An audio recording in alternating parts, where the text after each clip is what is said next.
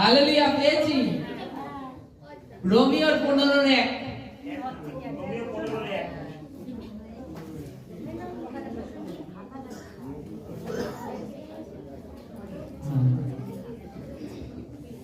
Hallelujah, পড়ছি আমি 15:1।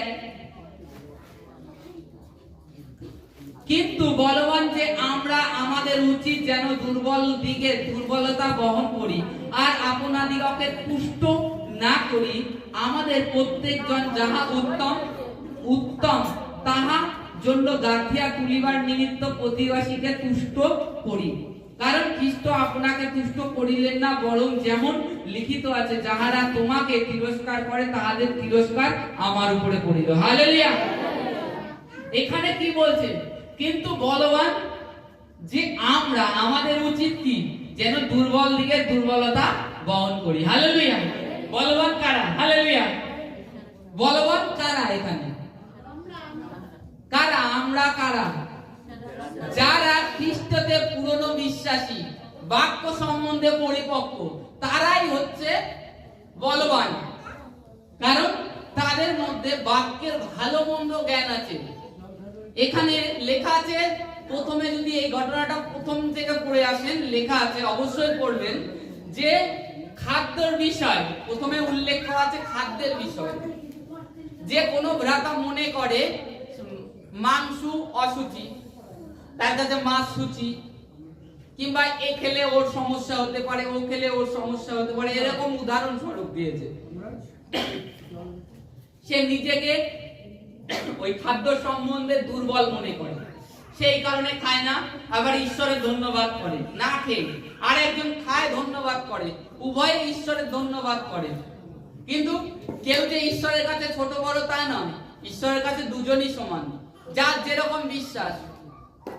এবার তারপরেও লেখা আছে এখানে মেন যেটা, দুর্বল কারা? যাদের মধ্যে বুদ্ধি কম আছে, জ্ঞান কম আছে, কাজ বাজে কম জড়ি, তাদেরকে যেন আমরা তিরস্কার না করি। তিরস্কার মানে কি? বকাঝকা না দিই। তাদেরকে কিভাবে করাই? প্রেমের মাধ্যমে। প্রেমের মাধ্যমে, তুই এটা কর, এইটা এইভাবে করলে ভালো হবে, এইটা এরকম এরকম কর, তবেই সে কিন্তু আনন্দের সহিত কাজ করবে। যখন আপনি তাকে নিন্দা কিংবা তিরস্কার করবেন, বকা দেবেন, সে কিন্তু আর করবে না। আমি করবো। এই অধ্যায়টা আমি গতকালকে পড়ছিলাম, পড়তে পড়তে ঈশ্বর এইগুলো দিয়ে দিল, যে এর মধ্যে খালি যে খাদ্য খাবারের বিষয় উল্লেখ করা আছে না, তাকে তার সহিত যে ব্যক্তি করতে চায় না তাকে কিভাবে করাতে হবে? প্রেম। প্রেম দিয়ে তার মধ্যে প্রেম ভরে দাও। সে তখন দেখবা যে কাজটা করতে পারতো না, সে দেখবা কত সুন্দর, কিংবা করার ইচ্ছা ছিল না, তোমার ওই প্রেমের বাক্যে সে এমনি করছে, করবে। আজকে খালি আমরা নিজেদেরকে সন্তুষ্ট করব, আমার এই কম পড়েছে, আমার ও কম পড়েছে, আমরা যদি এটা না করি, আমাকে এ অমুক বলেছে। কারণ তুমি একজন পুরনো বিশ্বাসী, তুমি যে বলবান, তুমি খ্রিস্টে বলবান হয়েছো, তোমার মধ্যে ঈশ্বর সেই জ্ঞান পরিপূর্ণ করেছে ঈশ্বরের বাক্য দিয়ে, যে নিজেকে খালি সন্তুষ্ট করার চেষ্টা না করি। আমরা যেন অপরকে তৈরি করতে পারি, অপরকে গেতে তুলতে পারি, আমরা অপরের প্রতি লক্ষ্য রাখতে পারি। বাইবেলে এর পরে লেখা আছে, মণ্ডলী খালি ভোজন পানের নিমিত্ত নয়, মণ্ডলী ভোজন পানের নিমিত্ত নয়, এখানে পবিত্র আত্মার শান্তির জন্য আসে প্রত্যেকটা মানুষ। খাওয়া দাওয়ার জন্য নয়, খাওয়া দাওয়ার জন্য আমাদের বাড়ি আছে, আমরা অন্য অন্য জায়গায় প্রোগ্রামে যেয়ে থাকি, সেই জায়গায় আমাদের খাদ্য খাবারের স্থান। কিন্তু মণ্ডলীতে আসে প্রত্যেকটা মানুষ একটু হৃদয়ের শান্তির জন্য, যে শান্তি কোটি কোটি টাকা দিলে পাওয়া যায় না। টাকা দিলে আপনি খাবার দাবার প্রচুর পেয়ে যাবেন, কিন্তু পবিত্র আত্মার শান্তি পাবেন না। তা আজকে এখানে এটাই বলছে, যারা দুর্বল আছে তাদের জন্য আমরা বলবান করি। যারা ভুল রাস্তায় চলছে, মণ্ডলীকে খাওয়া দাওয়ার স্থান কিংবা মণ্ডলীকে একটা অন্য নজরে দেখছে, তাদের যেন সেই নজরটাকে আমরা ফিরাতে পারি। মণ্ডলীটা এর জন্য নয়, যার পবিত্র আত্মার শান্তি, সেই শান্তির জন্য আমরা একত্রিত হয়েছি, যা জগতে পাই না। আজকে সমস্ত কাজকর্ম বন্ধ করে দিয়ে আমরা কেন উপস্থিত হয়েছি এখানে? জগতের আমাদের আরো পরিবর্তন রয়েছে, আমাদের কি কাজ নেই কাউর? কাজ ছেড়ে আজকে আমরা মণ্ডলীতে এসে কেন বক বক করছি? কিসের জন্য? পবিত্র আত্মার একটু শান্তির জন্য, তার একটু আনন্দের জন্য। যে শান্তির জন্য লোকে হাজার হাজার টাকা খরচা করে, লাখ লাখ টাকা খরচা করে, অমুক জায়গায় তীর্থস্থানে যায়, অমুক জায়গায় দীঘায় একটু ঘুরতে যায়, অমুক জায়গায় একটু ট্যুর করতে যায়, যে একটু আনন্দ পায়। তাদের আনন্দ সীমিত সময় মাত্র, তারা যতক্ষণ সেখানে আছে বাস। কিংবা তাদের যে মদ্যপান করে, তাদের আনন্দ ওইটা সীমিত সময়। কিন্তু পবিত্র আত্মার শান্তি, যখন আপনি নিরন্তর মণ্ডলীতে আসেন, নিরন্তর বাইবেল পড়েন, ঈশ্বরের বাক্য মেনে চলেন, তখন পবিত্র আত্মা আপনাকে কি করে? গাইড করতে থাকে, আপনার ভিতর থেকে আপনাকে পরিচালনা করতে থাকে। একের পর এক একটা রাস্তা আপনার জীবনে তিনি বের করতে থাকেন, সেই পথ অনুসরণে আপনাকে চালান। এবার আমাদের কাজ কি? দুর্বল যারা যারা বাক্যে দুর্বল আছে, যারা গানে দুর্বল আছে, তাদের পরে আমরা যেন ভর্ৎসনা না করি। তাদেরকে কি করা উচিত? তাদেরকে প্রেমের মাধ্যমে, এখানে বাইবেলে লেখা আছে প্রেমের মাধ্যমে, প্রেমের মাধ্যমে তাদেরকে করা। বলো, দেখবা এটাই হবে। আর এটাই বলছে বাইবেলে যে ঈশ্বর প্রেম, তিনি প্রেম। যেখানে প্রেম আছে সেখানে ঈশ্বর আছে। যেখানে দলাদলি, ক্রোধ, হিংসি, গেলাগিলি হয়, সেখানে ঈশ্বর থাকে না, সেখানে শয়তানের বাস হয়ে যায়।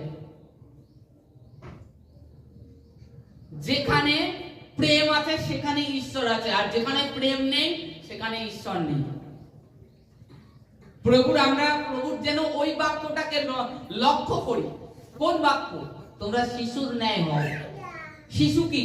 এই মুহূর্তে গন্ডগোল করবে, পরে এক্ষুনি বলবে চলো এই চল তো খেলে আসি, এবার লুকোচুরি খেলবো না, এবার ওই হাডুডু খেলবো না কিতকিত খেলবো। কারণ তাদের মধ্যে সেই যে হিংসা, ক্রোধটা পুষে রাখেনি, সে কিন্তু ছেড়ে দিয়েছে। আমাদেরকেও তদ্রূপ যেন হই আমরা যেন মণ্ডলীকে, যে দুর্বল যারা আছে তাদেরকে প্রেমের মাধ্যমে চালাই। তবে সে প্রত্যেকের কথা শুনবে, আনন্দের সহিত, উৎসাহের সহিত সে কাজ করবে, উৎসাহ পাবে, আনন্দ পাবে। আমাদের বাক্য যেন শুনে সে বলে না, প্রভুর বাক্য পেলাম, প্রভুর আজ্ঞা পেলাম, এরকম সে সেই রূপ ভাবে পালন করবে। আমি একটু আগে বলছিলাম যে বিহারের পাস্টার যে এমনই উত্তর দিয়েছে, উত্তরটা বলছে, আরে ভাই একটা সন্তান হতেও 10 মাস 10 দিন সময় লাগে। প্রভু তো বলেছেন 5 বিঘে জমি, তাও তো সেইটুখানি তো সময় দিবি। আজকে আমাদেরকেও সেই রূপ বুদ্ধি সহকারে, প্রেম সহকারে, নিজেদেরকে নিজেদেরকে সন্তুষ্ট করব তা না, যেন আমরা আগে অন্যকে সন্তুষ্ট করতে পারি। যারা নতুন আসে প্রভুতে, যারা জানে না, তাদেরকে চেষ্টা করি। আর আমরা যেন সমস্ত ভার প্রভুর উপরে রাখি, তবে আমাদের উপরে ঈশ্বরের গ্রেস থাকবে, প্লাস মনুষ্যেরও গ্রেস থাকবে। আমরা যদি বাইবেল পড়ি, প্রভু যীশু খ্রিস্টের বিষয়ে লেখা আছে, যখন তিনি ছোট ছিলেন, আর যখন ওই 8 বছর বয়স, তিনি মনুষ্য, লেখা আছে মনুষ্য এবং পবিত্র আত্মার অনুগ্রহে ধীরে ধীরে বড় হতে থাকেন। আমরাও সেই রূপ মনুষ্যদের কাছে আদরের পাত্র হব, তাদের থেকে আরো জ্ঞান অর্জন করতে পারবো। এবার কারোর কাছে যদি আমি একটা জ্ঞানের কথা কেউ বলে, আমি যদি সেটাকে উড়িয়ে দিই, সে কি পুনরায় আমাকে বলবে? কেন বলবে? ও শোনে না, কি বলবো? সে আর কিন্তু আমাকে দ্বিতীয়বার বলতে আসবে না। আমরা আমাদের পাস্টার, পালক কিংবা আমাদের উপরে যারা আছে তাদের বাক্যকে মনোযোগ সহকারে শুনতে হবে, তবে কিন্তু আমরা একটু জ্ঞান, ঈশ্বরীয় জ্ঞান অর্জন করতে পারবো। নাই পারবো না। কারণ আপনি যদি উড়িয়ে দেন, দ্বিতীয়বার কেউ নেই আপনাকে, মানে আর মাথায় হাত দিয়ে বলবে মা শোন বাবা শোন, কেউ বলবে না। কারণ কেউ এই জগতে ফ্রি কোনো কিছু করে না। আর একমাত্র প্রভুর সন্তানরাই বাড়ি বাড়ি গিয়ে ঈশ্বরের সুসমাচার, ঈশ্বরের বাক্য দেয় কিভাবে মানুষকে সঠিক পথে আনতে। আজকে আমরাও যেন সেটাই করি, আমরা যেন পুরোনো দিনগুলো না ভুলে যাই। আর আমাদের এটা মনে রাখতে হবে, মণ্ডলীতে আমরা পবিত্র আত্মার আনন্দ পেতে এসেছি, জাস্ট নিজেদের সন্তুষ্ট করবার জন্য।